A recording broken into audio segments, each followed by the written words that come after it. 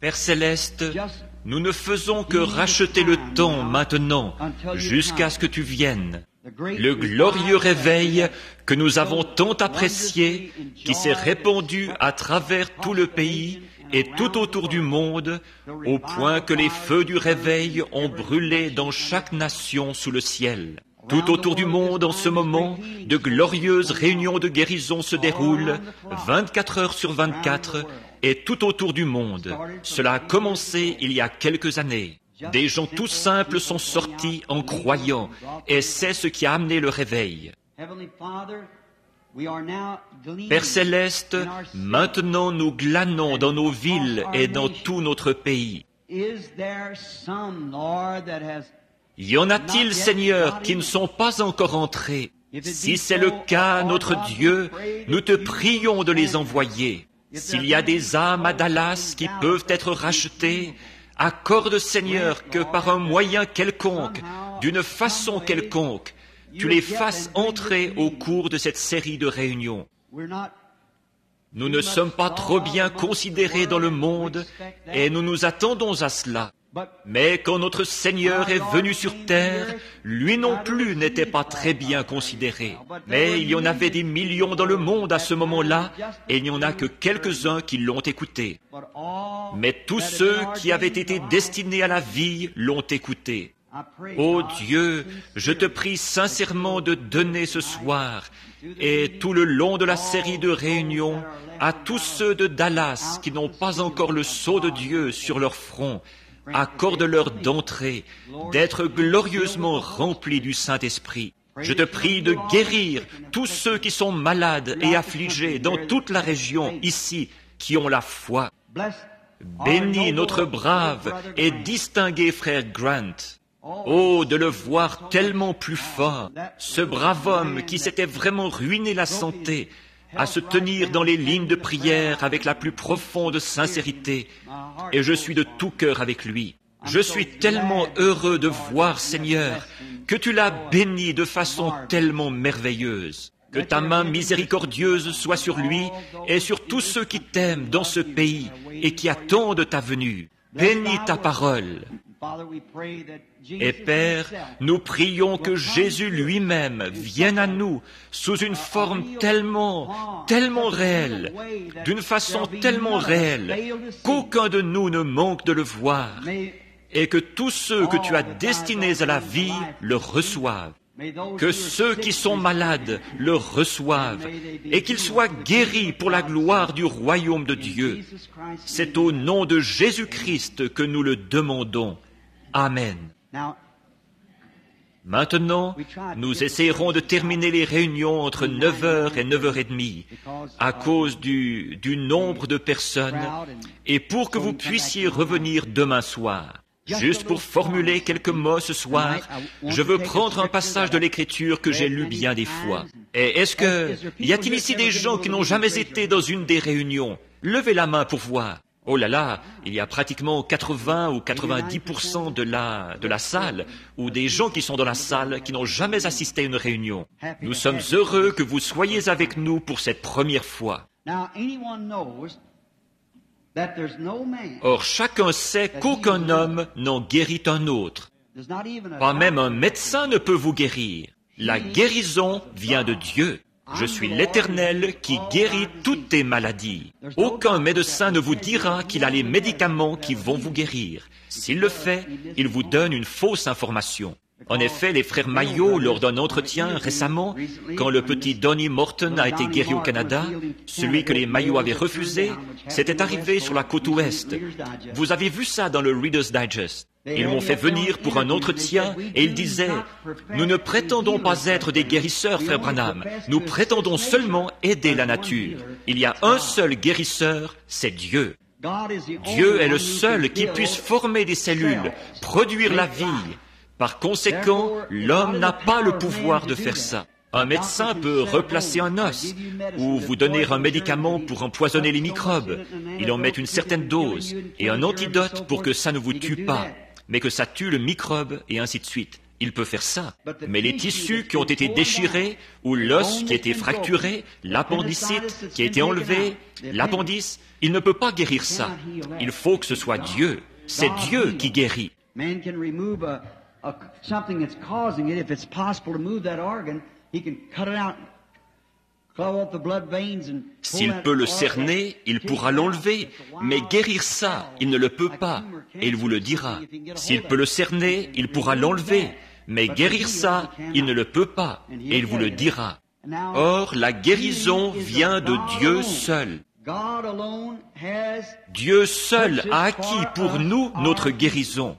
C'est à nous qu'il revient de faire tout ce que nous pouvons dans notre vie et par tous les moyens que Dieu nous a donnés pour notre guérison. Mais c'est Dieu qui guérit. Si Dieu vous appelle à retourner à la maison ce soir, il n'y a pas assez de médicaments au monde pour vous retenir ici. Rien ne vous retiendra ici. Et s'il décide que vous devez rester sur terre, peu importe combien de médecins disent que vous allez partir ce soir, vous ne partirez pas. Donc c'est vraiment Dieu qui décide de tout ça. Dieu est la vie éternelle. Au commencement était Dieu. Il n'était pas Dieu à ce moment-là. Parce que Dieu, le mot anglais « God » veut dire objet d'adoration. Et il n'y avait rien d'autre que lui. Il était l'Éternel, celui qui est éternel, c'est tout. Il n'y avait pas de lune, pas d'étoile, pas d'ange, rien.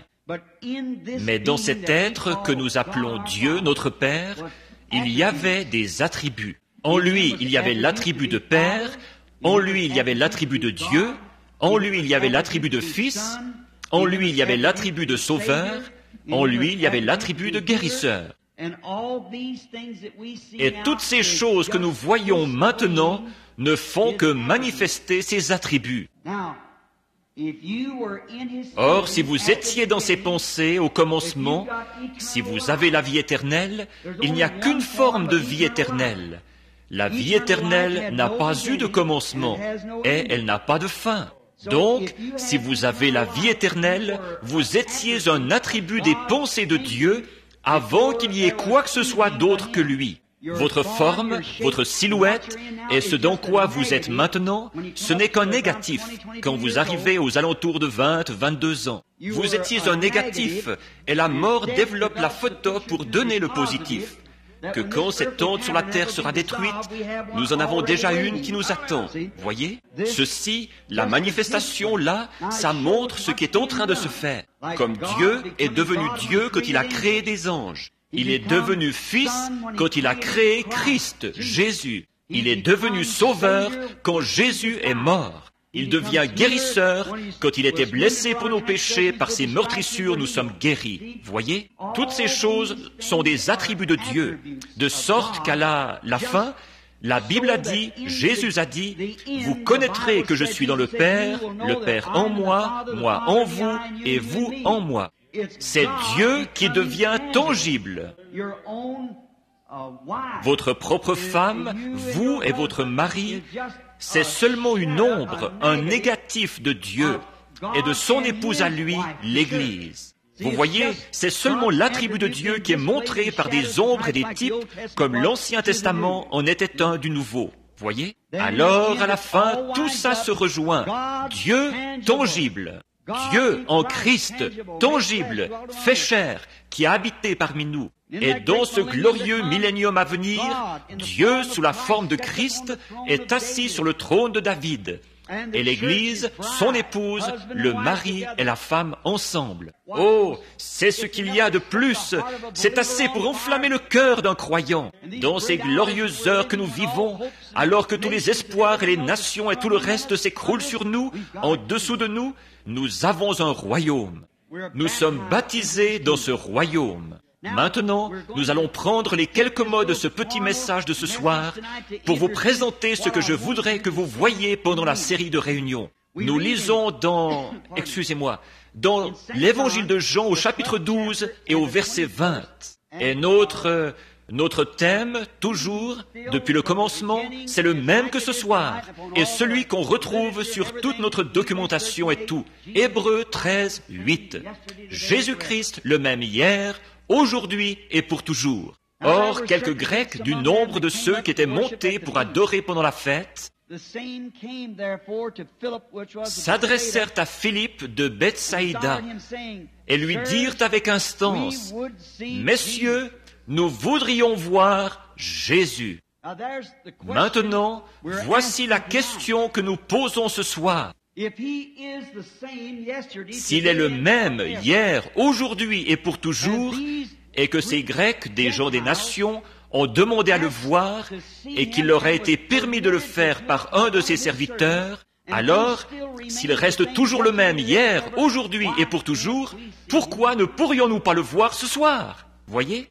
Messieurs, nous voudrions voir Jésus. Or, je suis sûr que pour tout croyant, ça remplirait vraiment son cœur d'enthousiasme. Ce serait une confirmation de sa foi, s'il pouvait littéralement voir et savoir qu'il se tient dans la présence de Jésus-Christ. Je pense que ce serait la chose la plus stupéfiante qu'une personne, qu'un croyant pourrait envisager, de savoir de façon certaine qu'il se tient en plein dans la présence du Seigneur Jésus-Christ, son juge solennel, son rédempteur, qui sera son juge au jugement.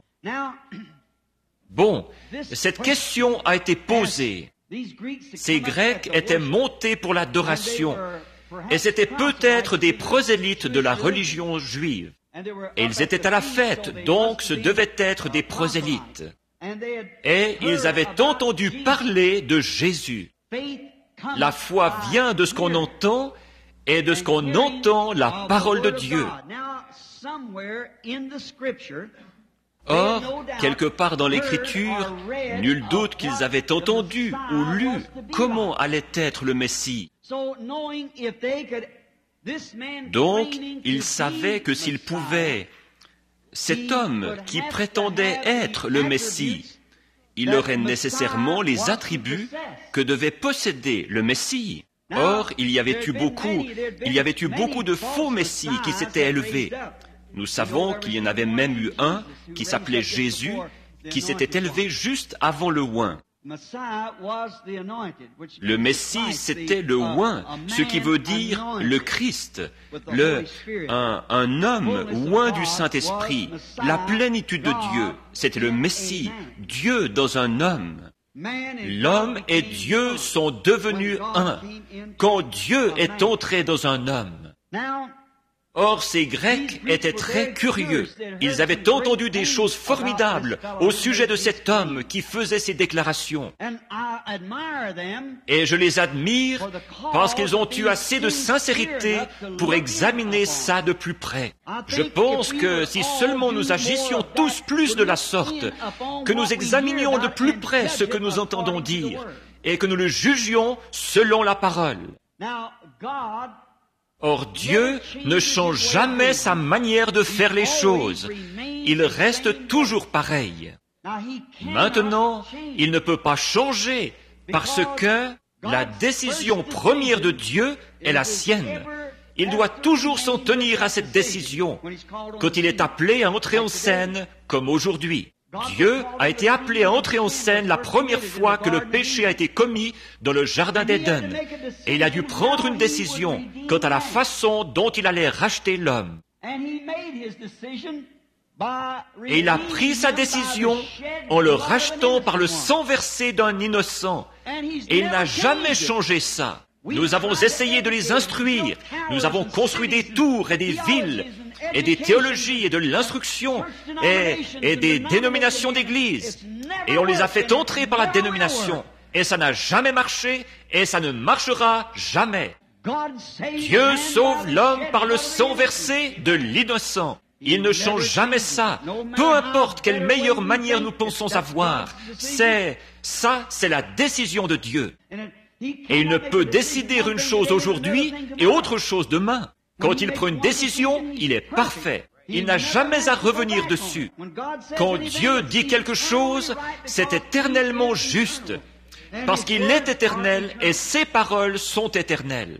Dieu, qui connaissait la fin depuis le commencement, il a donc donné à son monde une certaine partie de paroles pour chaque génération, au fur et à mesure qu'elles sont venues. Il a envoyé des prophètes dans l'Ancien Testament. Il nous est enseigné dans Hébreux 1 qu'après avoir, à plusieurs reprises et de plusieurs manières, parlé à nos pères par les prophètes, Dieu l'a fait en ce dernier jour par le Fils Jésus-Christ. Maintenant, si nous examinions vraiment bien ce passage de l'Écriture, quand Jésus était sur terre et qu'il a dit qu'il était le Fils de Dieu, ils l'ont condamné. Il a dit, « Pourquoi me condamneriez-vous quand je dis que je suis le Fils de Dieu, alors que vous appelez ceux à qui la parole est venue des dieux ?» Abraham était considéré comme un Dieu. Élie était un Dieu. Ésaïe était un Dieu. Parce que la parole de Dieu leur est venue. Et ils étaient partiellement des dieux. Jésus a dit qu'ils l'étaient. Il a dit, vous les appelez des dieux. Maintenant, vous voyez, quand l'homme était oint, comme Joseph, il représentait Christ. Quand Moïse était oint, il représentait Christ. Quand David était oint, il représentait Christ. Tous menaient à Christ, et lui était la plénitude de la parole. Parole a été manifestée en lui. Il était le oint en entier. Eux, ils l'avaient en partie. Nous l'avons en partie. Lui, il était le oint.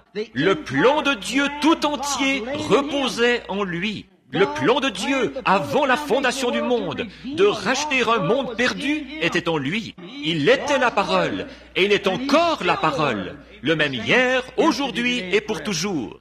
Rappelez-vous, il est venu au Père à travers les prophètes. Il s'est fait connaître à travers les prophètes. Et puis, dans ce dernier jour, à travers son Fils Jésus-Christ. Il était Dieu manifesté. Remarquez, la parole vient toujours aux prophètes. Dieu n'a jamais agi à travers un groupe de gens. C'est à travers un individu qu'il agit. À l'époque de Noé, il a agi à travers Noé.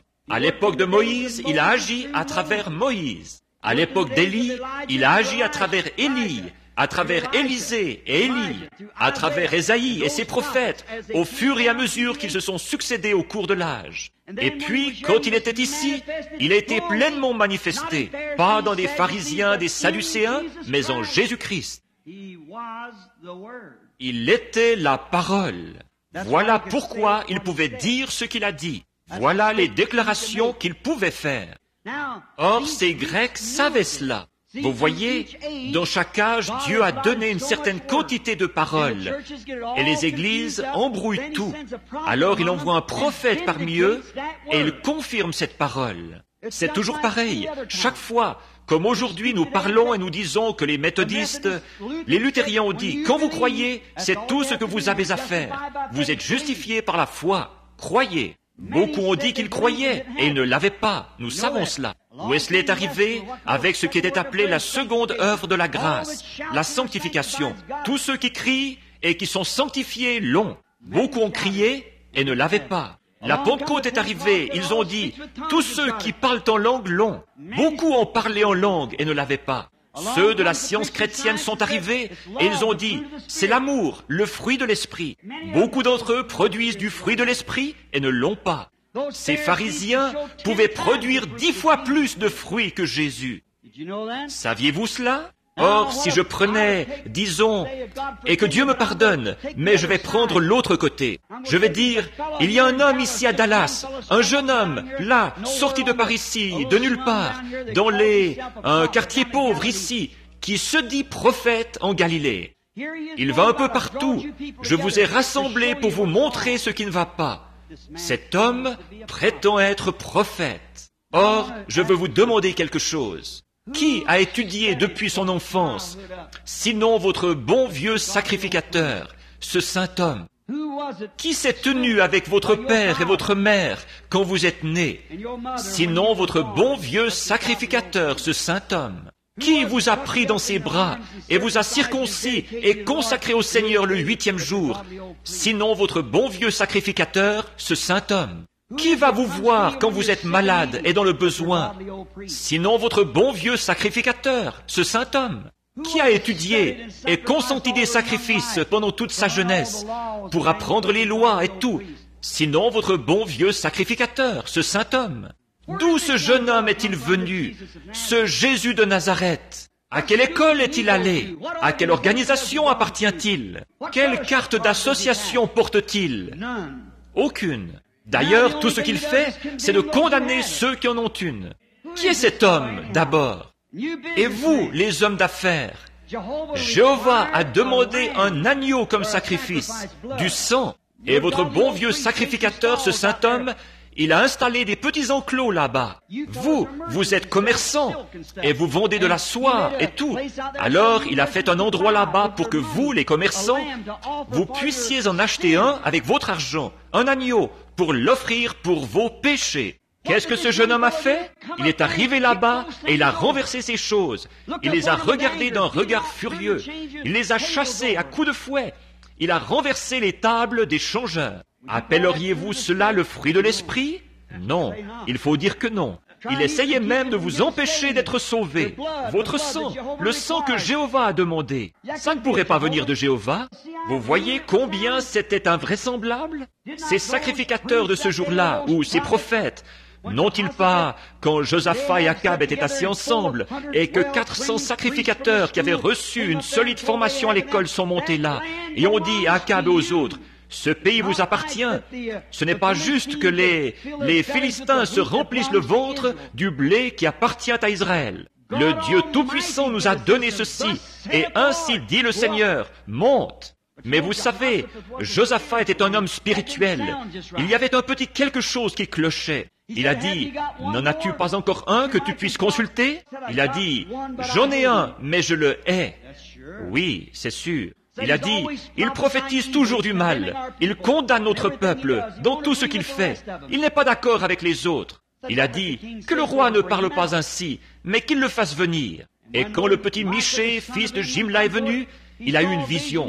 Il a comparé sa vision avec la parole. Et quand il a vu que sa vision et la parole concordaient, il a dit, monte, mais je vois Israël dispersé, comme des brebis qui n'ont pas de berger. Vous voyez qui avait raison? C'est vrai qu'ils avaient quelque chose et que ce pays leur appartenait, mais il leur appartenait sous certaines conditions. Et de même, les bénédictions de ce dernier jour appartiennent à cette Église. Mais c'est sous condition. Vous devez remplir ces conditions. Sinon, vous pouvez faire toutes sortes de réunions de guérison, de réunions où l'on crie, de réunions de louanges, de réunions pour les fruits, de réunions pour parler en langue. Et ça ne vous servira absolument à rien. Vous devez remplir la condition de Dieu. C'est pourquoi ces Grecs désiraient voir cet homme. Ils savaient d'après la parole ce que devait être ce Messie, et ils voulaient le voir. Ils étaient des gentils, ils avaient entendu parler de lui, et ils voulaient le voir. Maintenant, s'ils voulaient le voir et que ce privilège leur a été accordé, ne pensez-vous pas qu'ici, à Dallas ce soir, s'il a dit dans l'Écriture qu'il est le même hier, aujourd'hui et pour toujours, et que nous désirons le voir, ne pensez-vous pas qu'il nous l'accorderait aussi? Rappelez-vous, s'il ne le fait pas, alors ce n'est pas le même hier, aujourd'hui et pour toujours. Je crois qu'il est le même. Dieu, dans ce dernier jour, a fait des choses merveilleuses pour les gens. Ça me rappelle beaucoup une femme, ici, il n'y a pas longtemps, à Louisville, au Kentucky. Elle avait un petit garçon d'environ, 2 ou 3 ans. Et le petit gars il devait souffrir d'un dérangement mental. Elle l'avait amené chez le médecin, et le médecin l'avait soigné pendant un moment. Et il lui semblait à elle que son état empirait. Mais le médecin, lui, il disait, « Je crois qu'il va mieux. » Alors, elle l'a testé pour voir. Elle l'a amené dans un petit magasin à rayons.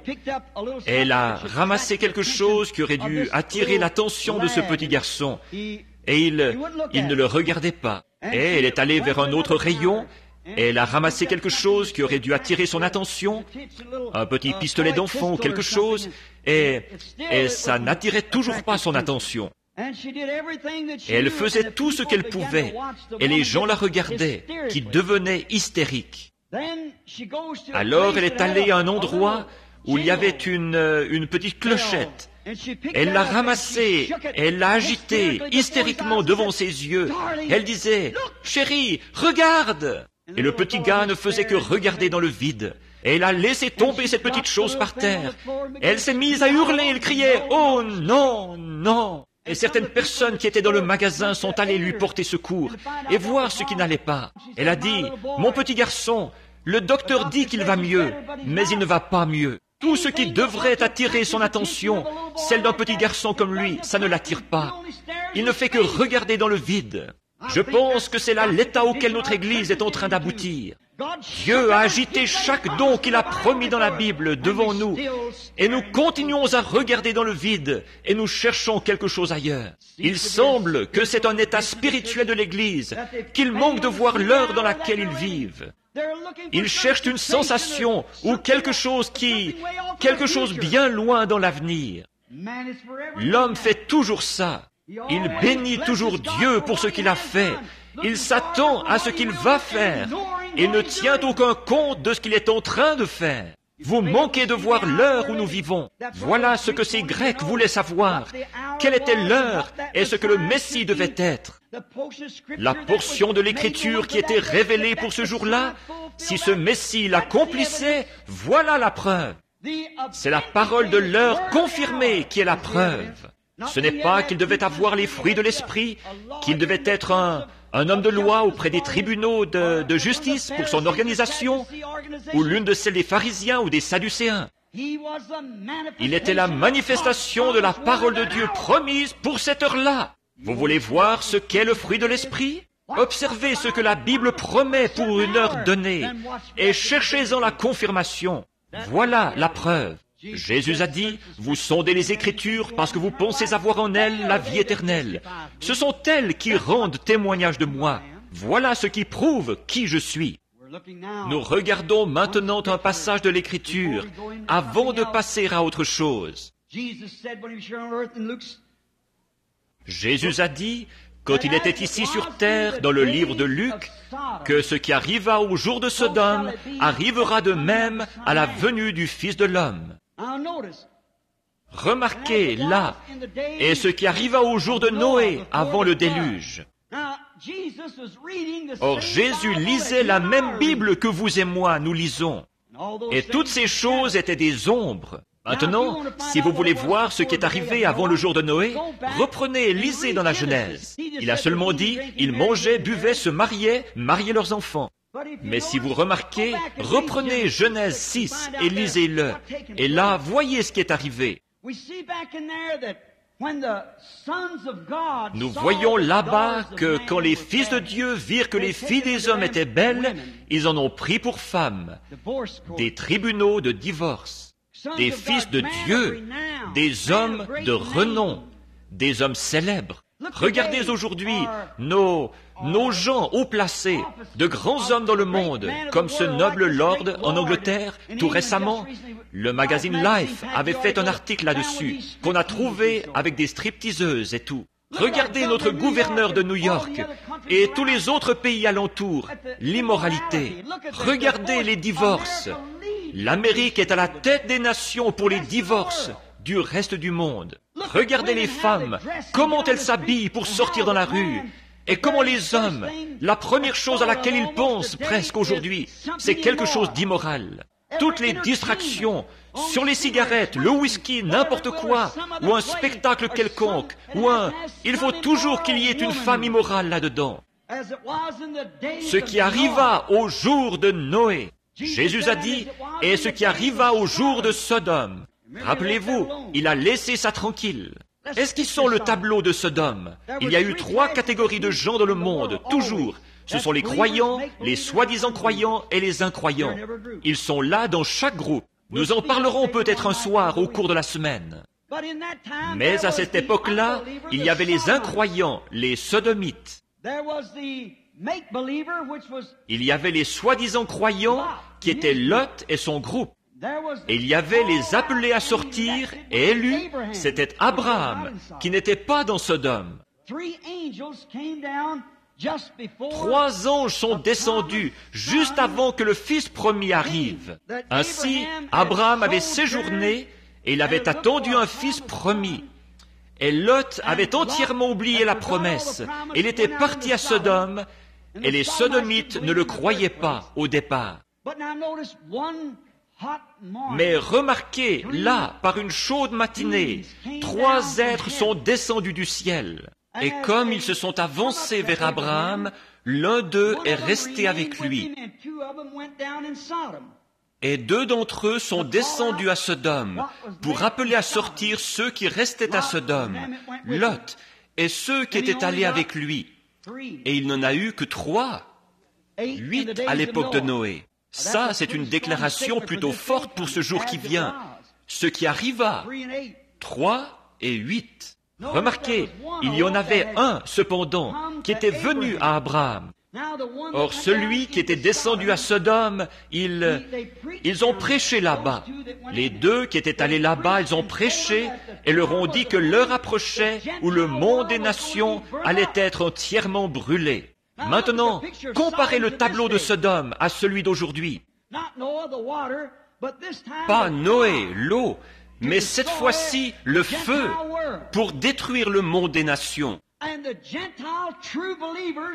Et les vrais croyants des nations cherchent un fils promis, le Fils de Dieu.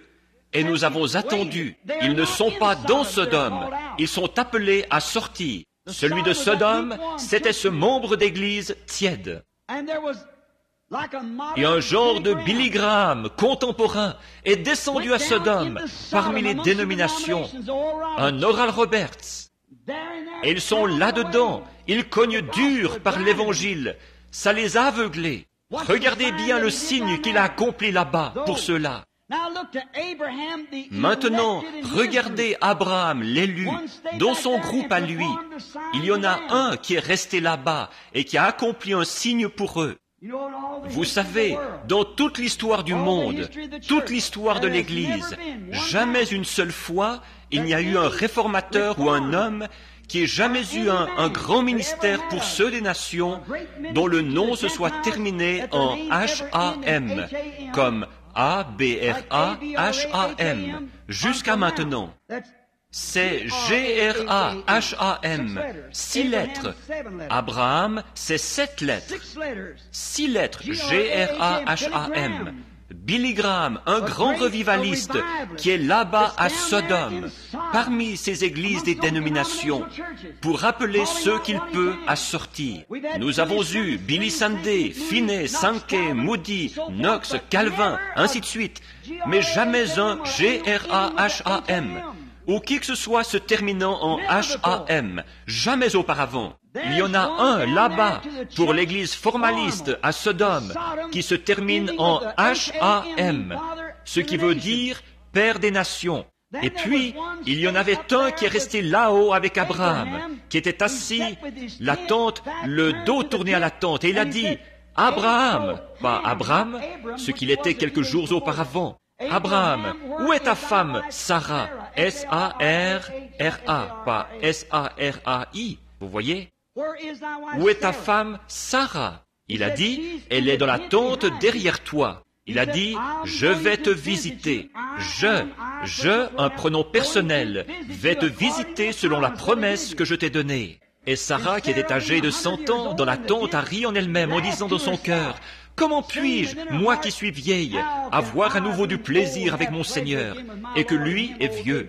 Abraham comme des jeunes, ou des gens avec une vie sexuelle qui est terminée depuis des années. Elle avait 90 ans et Abraham en avait 100. Elle a dit, avoir du plaisir avec mon Seigneur, alors que lui aussi est vieux.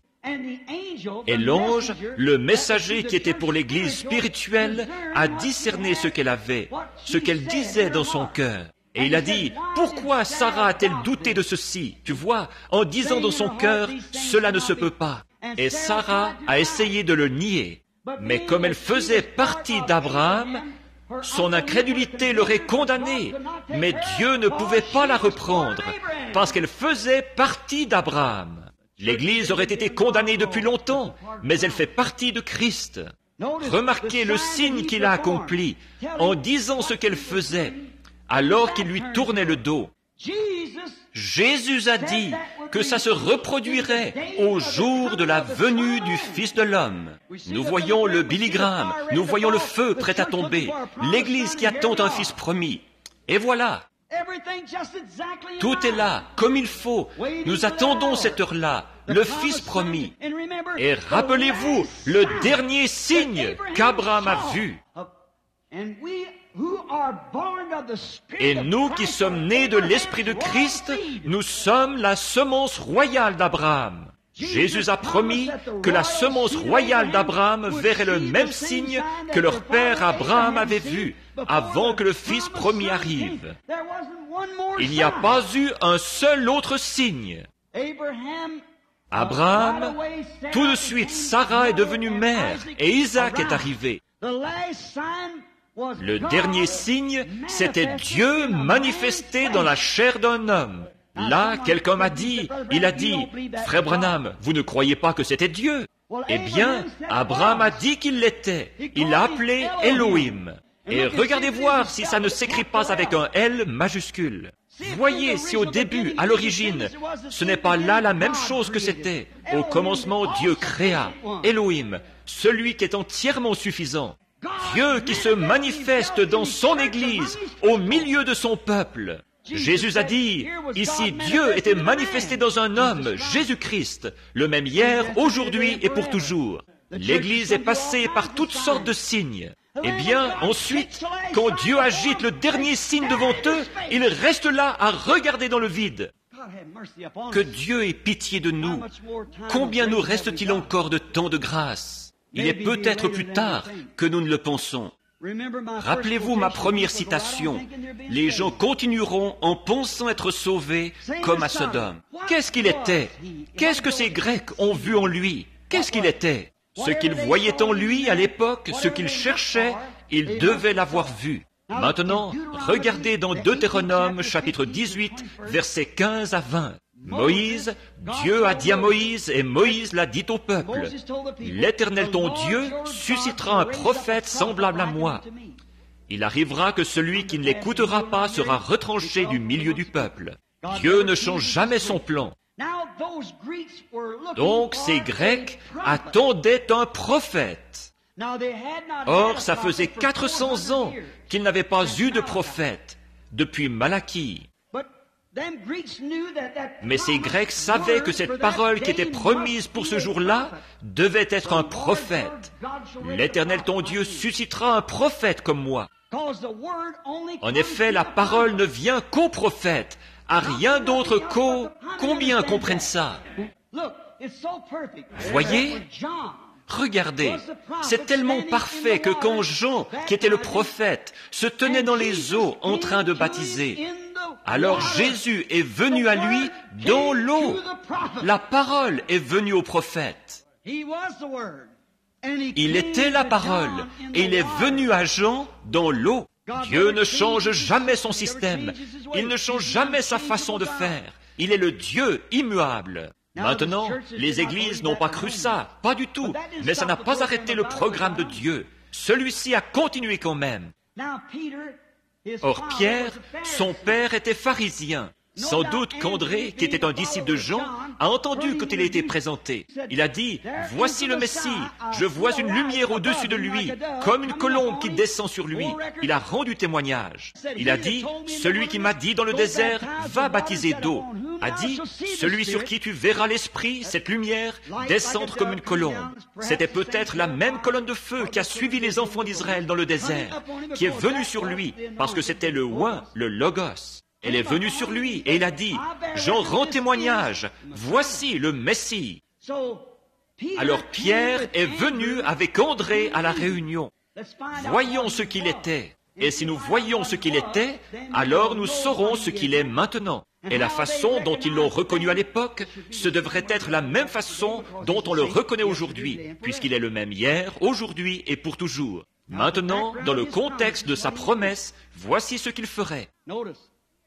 Remarquez, là nous voyons que quand Pierre s'est avancé dans l'auditoire, là où Jésus était, Jésus qui ne l'avait jamais vu auparavant, il s'est retourné, il l'a regardé et il a dit, « Ton nom est Simon, tu es le fils de Jonas. » Non seulement il le connaissait, mais il connaissait son brave vieux père qui l'avait formé. Et Pierre, qui n'avait pas assez d'instruction pour signer son nom, qui était connu pour être un homme ignorant et sans instruction, il a plu à Dieu de l'établir comme évêque à Jérusalem. Et Jésus lui a donné les clés du royaume et a fait de lui le chef de l'Église. Cet homme, sur cette révélation révélée, comme il savait ce que le Messie devait être, il a dit, il l'a reconnu comme étant le Messie, et il est tombé à ses pieds parce qu'il avait fait cela. Il y en avait un qui se tenait là, du nom de Philippe. Lui n'a pas eu besoin qu'on lui fasse cela. Mais il avait un enseignant de la Bible qu'il connaissait très bien, du nom de Nathanaël. Si vous remarquez, à partir de l'endroit où Jésus se trouvait à ce moment-là, c'était à 15 milles de l'autre côté de la montagne, à environ 2 jours. Et Philippe s'en va et il trouve Nathanaël sous un arbre en train de prier et il le ramène. Sans doute, si nous pouvions surprendre la conversation qu'ils avaient en chemin, il disait « Regarde, viens voir qui nous avons trouvé, Jésus de Nazareth, fils de Joseph. » Il a dit « Mais peut-il sortir quelque chose de bon de Nazareth ? Regarde, tu te souviens, nous avons lu dans l'Écriture que le Messie doit être un prophète. Oh, bien sûr, la Bible l'a dit, Moïse, nous sommes ses disciples. Il a dit que le Seigneur susciterait un prophète comme lui. Très bien, alors ce prophète, c'est Jésus de Nazareth. Tu te souviens de ce brave pêcheur, Simon, là-bas ? Oui, c'était le fils de Jonas. Tu lui as acheté du poisson une fois, et il n'a même pas su signer le reçu. Oui, tu lui as acheté du poisson une fois, et il n'a même pas su signer le reçu. Oui, ça ne me surprendrait pas qu'il sache tout sur toi quand tu arriveras. Ah, il fallait que Nathanaël voie ça. Alors, il y est allé avec Philippe. Je ne pense pas qu'il soit passé dans la ligne de prière. Il est peut-être resté assis dans l'auditoire, ou debout dans l'auditoire, quoi que c'était. Jésus priait pour les malades. Et dès que Jésus a posé le regard sur lui, il a dit, « Voici un Israélite en qui il n'y a point de fraude. » Or, il ne l'a pas reconnu à sa façon de s'habiller. Tous les gens de l'Orient s'habillent pareil, avec des turbans et des sandales et des vêtements amples. Ils portaient la barbe. Il a dit, « Voici un Israélite en qui il n'y a point de fraude. » Maintenant, il aurait pu être musulman, il aurait pu être turc, il aurait pu être n'importe quoi d'autre. Mais comment savait-il qu'il était un Israélite et qu'il n'y avait pas de fraude en lui? Et ça l'a vraiment démonté. Et il a dit, « Rabbi, d'où me connais-tu » Il a dit, « Avant que Philippe t'appelle, quand tu étais sous l'arbre, je t'ai vu. » C'était réglé, ça suffisait. Voilà. C'était là le Messie.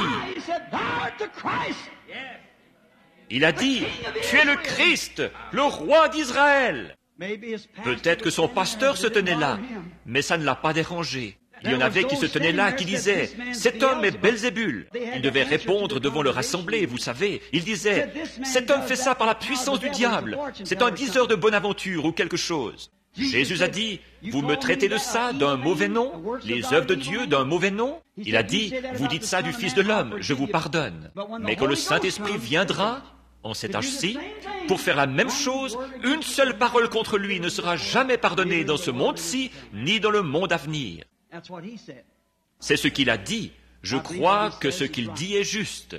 Philippe a reconnu par là. Pourquoi ? C'était là, après de longues années sans prophète. Et voici que cet homme le connaissait et savait ce qui n'allait pas et ce qu'il avait fait. Jésus, rapidement, là, avant de terminer. Un jour, il descendait à Jéricho, qui était au bas de la colline. Mais il lui fallait passer par la Samarie et il est passé par une ville du nom de Sichar. Or, il y a 3 races de gens. Croyez ce que vous voulez, mais c'est ce qu'il y a. Il y a le peuple de Cam, de Sem et de Japheth.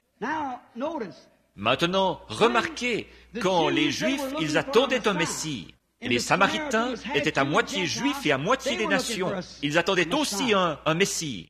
Mais ceux des nations, nous, les Anglo-Saxons, nous étions des païens, les Philistins, et quoi encore, vous voyez?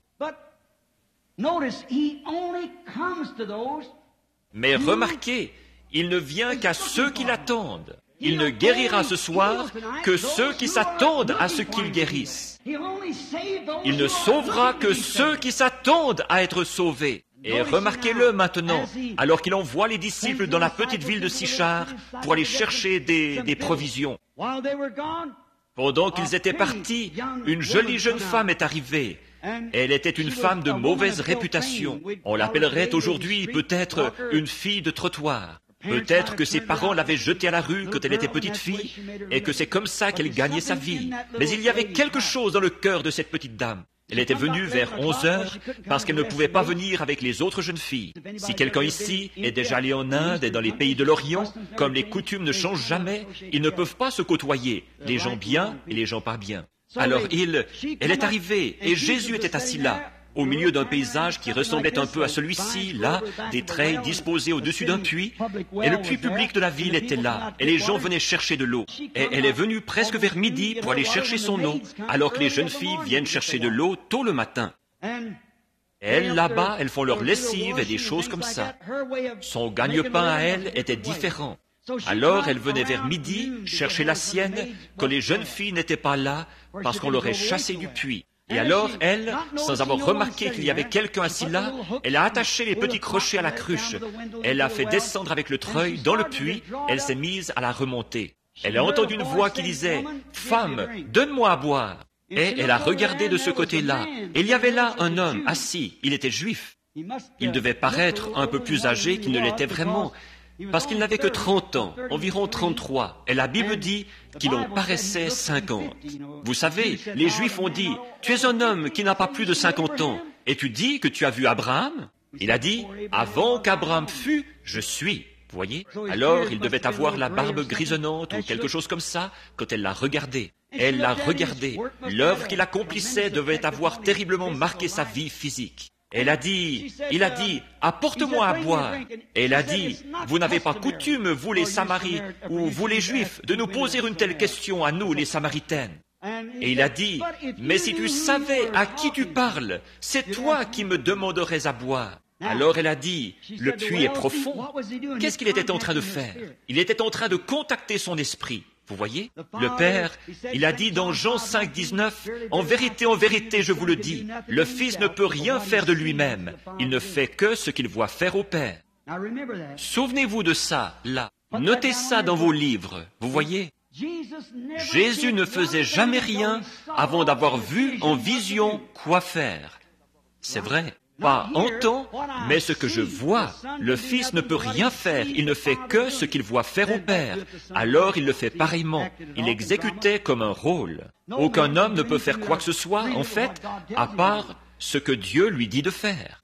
Remarquez là, et le Père lui avait peut-être dit de monter en Samarie. Et puis cette femme lui a parlé, et il a conversé avec elle pour contacter son esprit. Puis, après avoir parlé d'adorer ici à Jérusalem, voilà qu'il a trouvé quel était son problème. Nous savons tous ce que c'était. Elle avait trop de maris. Et alors il a dit, va chercher ton mari et viens ici. Et elle a dit, je n'ai pas de mari. Il a dit, tu as bien dit, car tu en as eu 5, et celui avec qui tu vis maintenant n'est pas le tien. Et regardez bien cette femme, remarquez, elle qui était dans cet état-là. Est-ce que je m'attarde trop? Je m'attarde trop? Elle qui était dans cet état-là, elle en savait plus long sur la vraie Bible qu'un tas de prédicateurs n'en savent aujourd'hui. Oui, et dès qu'il voit, elle a peut-être pensé que c'était simplement un homme qui voyait son état, et elle voulait... qui voulait faire le malin avec elle ou quelque chose. Elle a dit, je n'ai pas de mari. Il a dit, tu as bien dit, tu en as 5, et celui avec qui tu vis maintenant n'est pas ton mari. Sans tarder, cette semence prédestinée qui reposait dans son cœur s'est enflammée. Elle s'est retournée. Elle a dit, monsieur, je vois que vous êtes prophète. Nous n'en avons pas eu depuis 400 ans, vous savez. Nous savons. Oh, Dallas, ne manquez pas ceci. Nous savons, nous attendons un Messie qu'on appelle le Christ. Et quand il sera venu, c'est ce qu'il fera. Ce sera là son signe. Jésus a dit, je le suis, moi qui te parle. Là-dessus, elle lâche la cruche et s'en va dans la ville dire, venez voir un homme qui m'a dit ce que j'ai fait. N'est-ce point le Messie lui-même? Et la Bible dit qu'ils ont cru Jésus à cause de ce que la femme avait dit. Or, c'est comme ça qu'il s'est identifié comme Messie, pas à cause de la façon dont il était habillé, par son instruction, par une carte de membre, par l'honneur qu'on lui rendait parmi les hommes. Dieu était en lui, alors qu'il manifestait la parole qu'il avait promise. Il a dit dans Jean 5, 39, « Sondez les Écritures, car en elles vous pensez avoir la vie éternelle. Ce sont elles qui témoignent, ou qui vous disent qui je suis. Le même hier, aujourd'hui et pour toujours. » Mon frère, ma sœur, vous êtes un auditoire charmant. On pourrait parler toute la nuit. Vous voyez ce qu'était Jésus, là? Il était manifesté. C'était Dieu manifesté dans un homme appelé Jésus-Christ, qui est le Fils de Dieu, qui a promis ce qui arriva au jour de Noé. Tout le reste de la scène concorde exactement. Arrivera de même à la venue du Fils de l'homme. Il est le même hier, aujourd'hui et pour toujours. Ô Église, ne regardez pas dans le vide, mais croyez au Seigneur Jésus-Christ. Messieurs, nous voudrions voir Jésus. S'il est le même hier, aujourd'hui et pour toujours, est-ce que vous aimeriez le voir? Messieurs, comment pourriez-vous le reconnaître? S'il est le même hier, aujourd'hui et pour toujours, il fera la même chose. Maintenant, un homme pourrait s'avancer ici avec des marques de clous dans ses mains, du sang et de la fumée, et de l'huile qui sort de lui. Ce ne serait pas ça pour autant. N'importe quel hypocrite peut faire ça, certainement. Mais ce que c'est la manifestation de cette parole promise. Il était le prophète oint de Dieu. Il était le prophète Dieu. Il était tout ce que les prophètes étaient. C'était en lui, plus le reste de ce que Dieu était. Dieu était en Christ, se réconciliant avec le monde. Il était Dieu, Emmanuel, la plénitude de Dieu révélée à nous dans la personne de son Fils Jésus-Christ, le second attribut de Dieu. Remarquez là, il est vivant aujourd'hui. Il n'est pas mort, il est vivant. Il a dit, un peu de temps et le monde, cosmos, l'ordre du monde ne me verra, V-E-2-R-A, ne me verra plus. Mais vous me verrez, car je, c'est un pronom personnel, de nouveau. Je serai avec vous, et même en vous, jusqu'à la fin du monde, ou à la fin du monde, quand ces Écritures doivent s'accomplir. Tout au long, c'était Dieu en qui nous avons cru dans l'âge de Luther. Dieu qui a crié dans l'âge de Wesley. Dieu qui a parlé en langue dans l'âge de la Pentecôte. C'est lui qui arrive avant la venue du Fils promis pour prouver son Écriture. Il faut que toutes les Écritures s'accomplissent. Messieurs, nous voudrions voir Jésus. Courbons la tête. Père Céleste, nous voudrions voir Jésus. Qu'il vienne ce soir, Seigneur Jésus. Viens dans la puissance de ta résurrection. J'ai parlé longuement, mais rien qu'un mot ou deux de toi représentera plus que tout ce que n'importe qui pourrait dire. Alors que l'Église ne dorme pas. Que la dernière manifestation de Dieu, comme il l'a promis, ce qui arriva au jour de Sodome, avant que le feu tombe sur ceux des nations, arrivera de même à la venue du Fils de l'homme. L'ombre, le négatif et le positif qui se rapprochent tellement, au point qu'après un moment, il y aura un temps de l'union. Nous voyons que les nations s'unissent, ce qu'on appelle l'ONU. Les églises s'unissent. Le concile œcuménique s'unit avec le Vatican. Toutes les églises s'unissent ensemble, les croyants et les incroyants. Les travailleurs s'unissent dans des syndicats. Seigneur, que l'Église se réveille et qu'elle voie que c'est le temps de l'union, que Jésus s'unit à son Église, mari et femme. Bientôt la cérémonie va avoir lieu et ils deviendront un. Alors qu'il agite le dernier signe devant nous, ou qu'il nous montre sa promesse, puissions-nous voir Jésus et le glorifier, car c'est en son nom que nous prions. Amen. Maintenant, je vais il me reste 10 minutes pour terminer à temps, si chacun répond bien. Bon, tous ceux qui ont des cartes de prière, je n'aurai pas le temps de m'occuper de tous ce soir, mais on va s'en occuper un peu plus tard. Maintenant, Billy est ici quelque part, j'en suis certain. Parfois, il ne distribue même pas de cartes, mais je crois qu'il m'a dit vous avez des cartes de prière, n'est-ce pas? Levez la main. Oui, c'est ça. Elle. Très bien. Est-ce là cet homme malade, très malade, là-bas? Très bien. Elle, numéro 1, venez vous placer ici. Elle, numéro 2, où êtes-vous? Numéro 2, où est le numéro 2? Voulez-vous lever la main? Très bien. Avancez-vous ici. C'est une dame. Mon garçon vient. Voici comment ça se passe. Il vient, et devant l'auditoire, il prend ses cartes pour toutes les mélanger. Et puis, il vous donne la carte que vous voulez. Tout le monde peut avoir une carte. Et puis, on les appelle par le numéro. Ça montre que le garçon ne sait pas où elles vont être appelées. Il nous est arrivé une fois, beaucoup d'entre vous ici s'en souviennent peut-être, il nous est arrivé qu'un homme vendait des cartes de prière aux réunions et il garantissait que la personne irait sur l'estrade. Et en plus, il m'arrive de commencer par la 1, il m'arrive de commencer par la 50, il m'arrive de commencer par la 14, la 20, la 16, et puis je peux les prendre en descendant et en prendre quelques-unes ici. Combien ont assisté à des réunions et ont vu faire ça? Mais oui, voyez, la carte de prière n'a rien à voir avec ça. Et il y en a beaucoup qui sont guéris dans l'auditoire sans même avoir de carte de prière. Numéro 1, 2, 3. Qui a la 3? La carte de prière numéro 3. Levez la main. Là-bas au fond, la dame. Venez ici, madame. Numéro 4. Si vous ne pouvez pas vous lever maintenant, nous allons vous porter. Numéro 4, je vois qu'il y a une civière ici et quelques fauteuils roulants par là autour.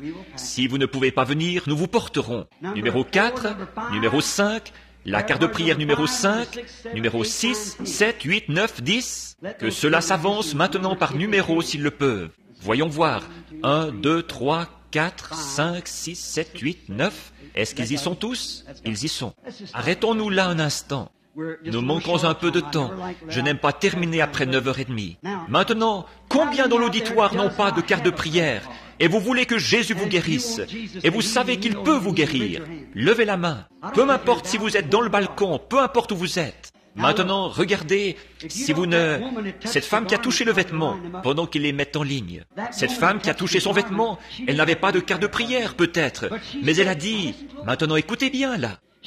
Elle a dit dans son cœur, je crois cet homme. Si je peux toucher son vêtement, je serai guéri. Elle avait une perte de sang. Combien se rappelle l'histoire? Elle s'est glissée à travers la foule, peut-être qu'elle s'est frayée avec peine un chemin entre les gens. Une petite femme pâle, maladive, elle a touché son vêtement. Et le vêtement palestinien est ample. Il n'aurait jamais senti ça. Moi, je ne sentirais pas si vous touchiez ma poche, et mon veston est ajusté. Mais ces vêtements palestiniens, elle porte un vêtement de dessous. Et elle a touché son vêtement. Et il s'est arrêté et il a dit, « Qui m'a touché ?» Elle est retournée dans l'auditoire. Il a dit, « Voyons, Pierre a dit, « Seigneur, ça ne va pas ça. Tout le monde te touche. » Il a dit, « Mais je sens que je me suis affaibli. De la vertu, de la force est sortie de moi. » Combien s'en souviennent? Il a promené le regard dans tout l'auditoire jusqu'à ce qu'il la trouve. Pas vrai? Et il a dit, « Ta foi t'a sauvé. » Pas vrai? Maintenant, regardez, prédicateur. La Bible dit-elle que Jésus-Christ, Hébreux 3, est un souverain sacrificateur maintenant même qui peut compatir à nos infirmités? Combien savent que la Bible dit ça? Eh bien, s'il est le même hier, aujourd'hui et pour toujours, comment est-ce qu'il agirait aujourd'hui? Tout comme il l'a fait hier, certainement. Maintenant, voyez-vous, ça ne vous servirait à rien de me toucher. Je serais comme votre frère, votre mari, votre père, quoi que ce soit. Il n'y aurait pas de vertu en moi. Mais si votre foi peut le toucher, lui, alors regardez-le agir. Essayez seulement. Ne l'essayez pas. Il y a trop de ça aujourd'hui, de se contenter d'essayer. Faites-le. Maintenant, soyez vraiment respectueux, soyez tranquille. Juste quelques instants là, et on saura. Ces choses que j'ai dites, ça avait l'air beau, mais vous voyez, est-ce qu'elles sont vraies ou non? C'est ça qu'il faut voir après. Est-ce que tout ça, j'entends parler les musulmans, les sikhs, les jains, Bouddha, oh là là, les musulmans, mais ils ne peuvent pas, ils peuvent parler de quelque chose qui a été, mais qu'en est-il de maintenant? Voyez? S'il est le Dieu de l'histoire, il ne nous sert à rien aujourd'hui, s'il est seulement le Dieu de l'histoire. S'il n'est pas le même hier, aujourd'hui et pour toujours, alors la Bible a dit quelque chose de faux. Maintenant, s'il peut me soumettre à sa volonté, qu'il peut vous faire entrer dans sa volonté, alors, en agissant entre nous, vous voyez, c'est là que la puissance de Dieu vient. Maintenant, si cet homme est malade, je veux qu'il reste assis là où il est. Et pouvez-vous le voir depuis l'auditoire, là? Il est assis juste ici. Portez sa chaise ici, si vous voulez. Mais vous sentez-vous à même de marcher jusqu'ici, monsieur? À ma droite, venez vous asseoir ici. Apportez la chaise ici, frère Grant, s'il vous plaît, pour que cet homme puisse rester assis un instant ici. Très bien. Maintenant, asseyez-vous ici, monsieur. J'ai remarqué cet homme depuis quelques minutes sur le point de s'évanouir. Il doit être gravement malade.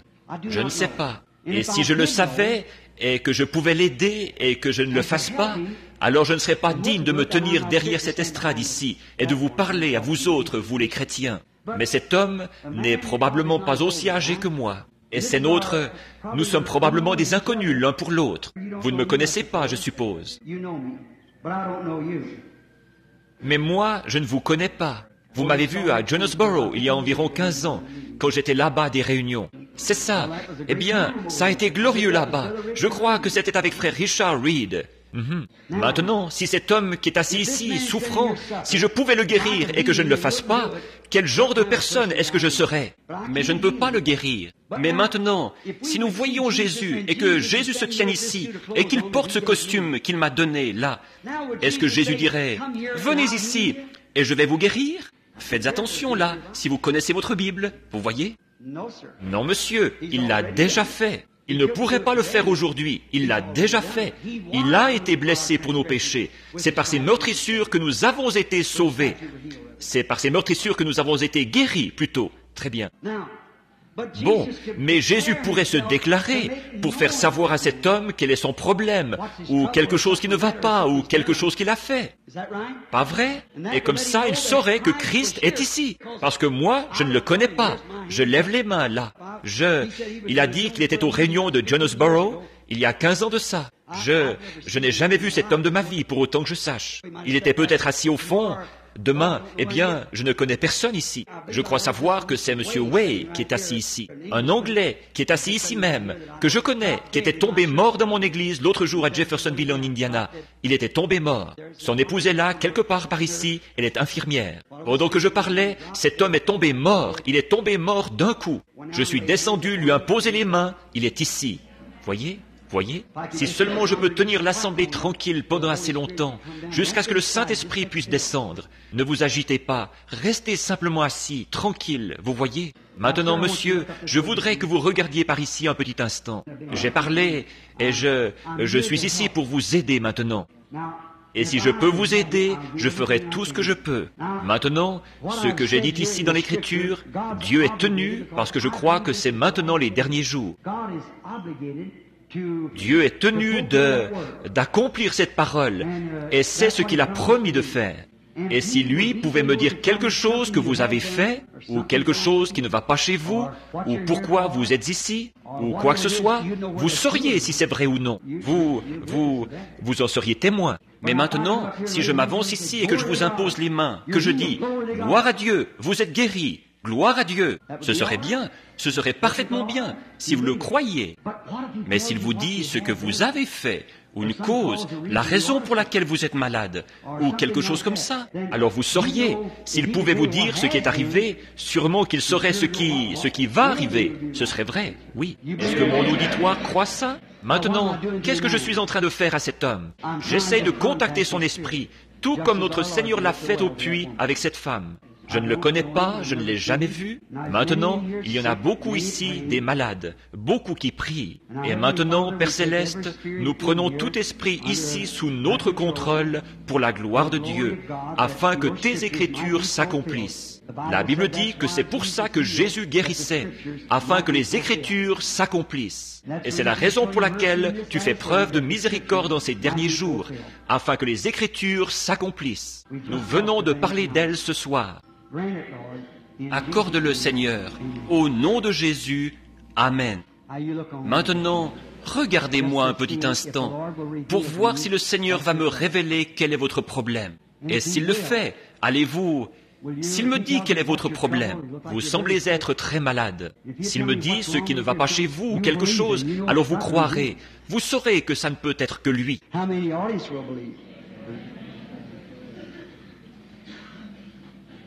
Combien dans l'auditoire croiront? One thing, Une chose qui vous fait terriblement souffrir, c'est une hernie. Cette hernie vous rend malade, c'est vrai. Voyez? Maintenant, est-ce que c'est vrai? Levez la main si c'est vrai. That's what's making you sick. C'est ça qui le rend malade, vous voyez, affaibli. You believe? Est-ce que vous croyez? Autre chose, là, vous avez un bouton sur le côté droit de votre visage. Ça vous cause du souci. Je vais vous dire autre chose. Croyez-vous que je suis son prophète? Vous avez un bouton à la hanche droite aussi, sous vos vêtements. Si c'est vrai, levez la main. Voyez? Now, do you believe? Croyez-vous maintenant? Allez et soyez guéris. Jésus-Christ vous guérit. Allez et croyez-le. Venez simplement par ici. Avancez-vous ici, frère. Allez simplement en croyant maintenant et tout ira bien pour vous. You believe now? Est-ce que vous croyez maintenant? Ayez simplement la foi. Très bien. Ça, vous savez, je ne le savais pas. Here, come. Ici, venez, sœur. Je ne vous connais pas. Nous sommes des inconnus l'un pour l'autre, je suppose. Si c'est vrai, pour que l'auditoire puisse voir que nous ne nous connaissons pas, voyez-vous? Si, c'est exactement comme quand notre Seigneur a rencontré une femme un jour. Et voilà que nous nous rencontrons de nouveau, nous nous rencontrons 2000 ans plus tard sur sa promesse, et voici un homme et une femme qui se rencontrent de la même manière. Je ne vous ai jamais vu de ma vie.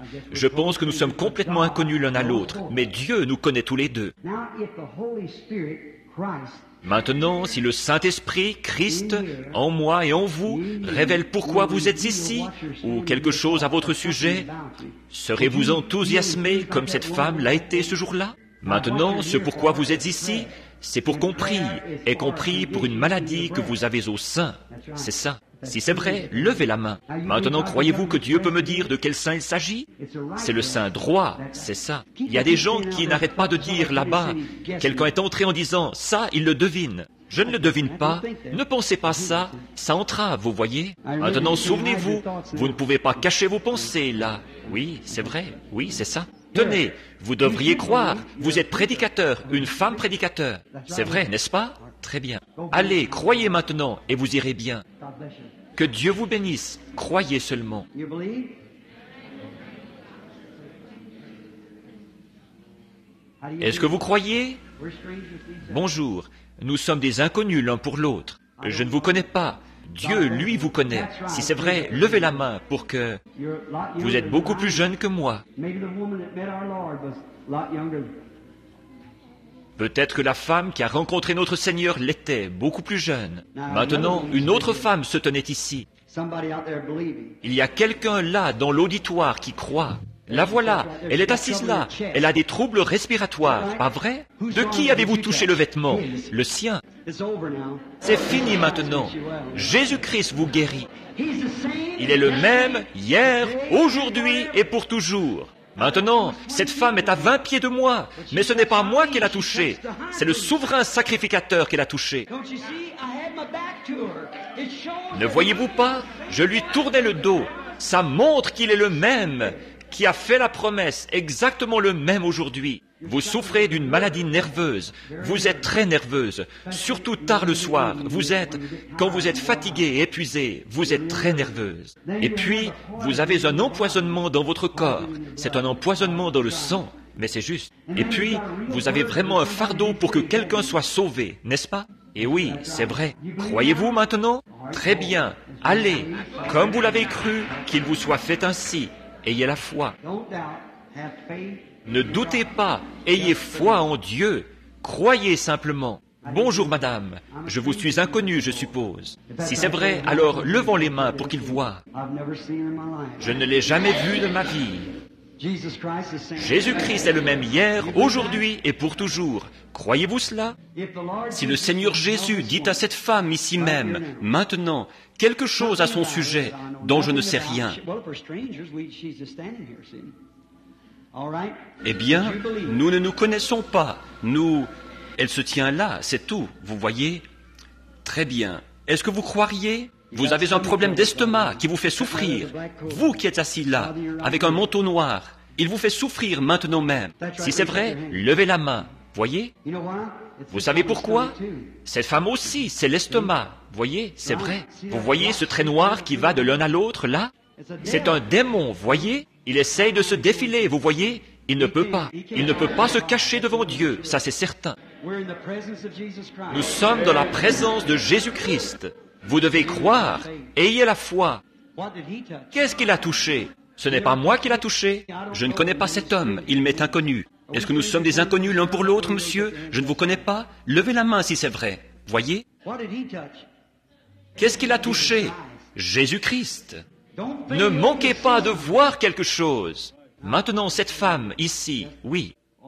Oh, cette femme est sous une ombre. C'est la mort sur elle. Elle souffre du cancer. Et le cancer se trouve à l'estomac et aussi au côlon.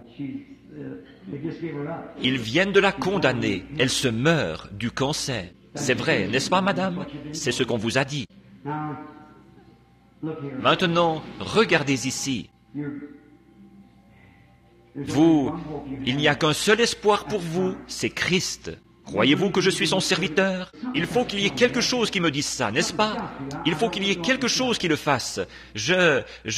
Moi-même, je ne le saurais pas. Si je vous dis qui vous êtes, croirez-vous que je suis son prophète? Est-ce que ça vous aiderait? Ça vous aiderait? Madame Crosley? Alors rentrez chez vous. Est-ce que vous croyez? Combien d'entre vous croyez maintenant de tout votre cœur? Alors levez-vous et acceptez-le. Levez-vous simplement et dites « Je crois ». Levez les mains partout. Père Céleste, au nom de Jésus-Christ, que le diable et toutes ses puissances soient réprimées. Puisse le Seigneur Jésus-Christ, qui a promis ceci pour le dernier jour, il est ici maintenant. Qu'il arrive, Seigneur, en cette heure, que les gens ne le manquent pas, qu'ils voient ce que Dieu agite devant eux, juste avant que le feu tombe. Que ce groupe d'Abraham, cette semence royale d'Abraham, comprenne l'heure dans laquelle nous vivons. Ô Jésus, Fils de Dieu, touche chaque malade ici, guéris-les, Seigneur. Que leur foi comprenne qu'ils se tiennent dans la présence du Dieu qui les a sauvés et qui les jugera ce jour-là. Que sa puissance descende sur eux maintenant et qu'elle guérisse tous ceux ici qui sont dans la présence divine.